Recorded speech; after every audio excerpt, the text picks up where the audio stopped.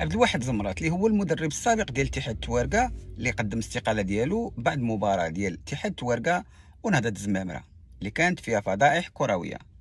هذا عبد الواحد زمرات البارح في لقاء في اتصال هاتفي مع اشرف بن المدن اللي هو صحفي معروف، فجر واحد القنبله موقوته كانت منذ سنوات. كانت هناك، تنعرفوا ان الشارع المغربي يعرف هناك تلاعبات في التحكيم المغربي، وهذه القنبله هي في التحكيم المغربي. تصور ان باش يقول لك، هو مسؤول على الهضره ديالو، باش يقول لك ان رئيس لجنه الحكام تيتصل بغرفه الفار من المنزل ديالو، هو متكي ناعس، باش يغير لها قرارات تاخذتها. هذا رئيس لجنه الحكام اللي هو المعروف اللي هو رضوان جيد. تصور رضوان جيد تتصل بغرفه الفار من الظهر ديالو باش يغير.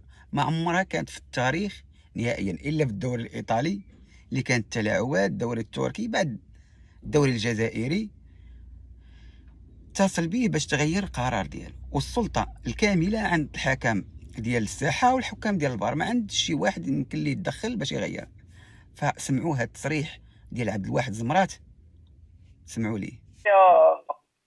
المقابله باش ناخذ استفسار وغادي بالخطاب الحكم نوريه عليه، كيقول لي الحكم ديال الفار كيقول لي ودي لا راه خارج سميتو، وراه المسؤول ديالنا اللي هو المدير ديال المديريه ديال التحكيم انه عيط ليه في التليفون وغاني الرقم ديالو انه راه الى كونفيرمي ان الخطا سي عبد الواحد الله يرحم باك. سي عبد الواحد اسمح لي سي عبد الواحد الله يرضي عليك، هذه من اهم النقاط الخطيره اللي سمعتها في التصريح ديالك واللي برزطتني بزاف. واش رضوان جيد غادي يتصل بحكم من وسط المقابله باش يغير ليه الراي ديالو؟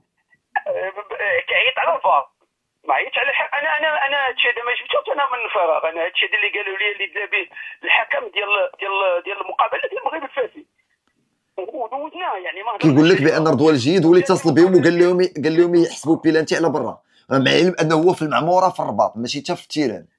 هو في المنزل ديالو انه كيتفرج في المقابله، والحاكم راه الا بغى يكذب يعني. وانا حتى المكالمه ديال المسؤول ديالو من وسط المباراه كان معايا المدير، كانوا معايا ناس ديال دابا هادشي راه خطا. سي عبد الواحد، واش من وسط المباراه كيتصل به رضوان جيد كيقول ليه لاكسيون ما فيهاش بيلانتي ولا فيها بيلانتي؟ اكزاكتومون. اذا كاين واحد الانسان اللي هو جالس في الشاشه، يمكن هو بنيه حسنه انه باغي يعاون التحكيم ويعاون هاد الناس اللي هما يا شباب،